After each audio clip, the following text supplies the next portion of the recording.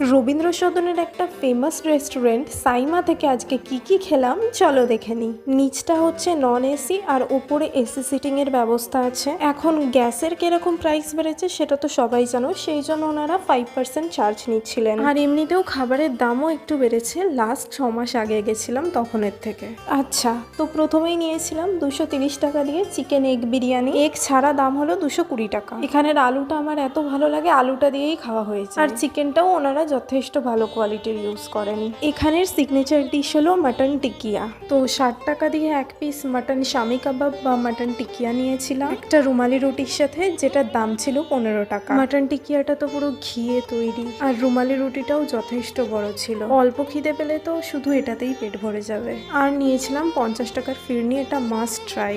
15 টাকা এমআরপির একটা পেপসি নিয়েছিলাম, দাম নিয়েছিল 20 টাকা। ফ্লোরটার হাইটটা খুব কম, সিলিং এর সাথে কিন্তু মাথা ঢুকে যেতে পারে।